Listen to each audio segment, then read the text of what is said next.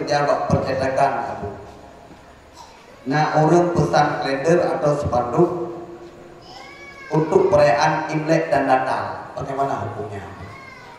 Terima kasih. Imlek atau kafe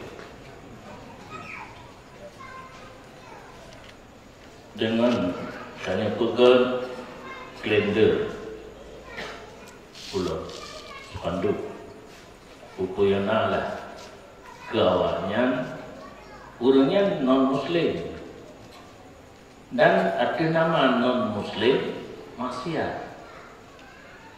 Ditanya pegang barang kapumantang yang merupakan bantuan terhadap urangnya ditanam dalam membantu maksiat.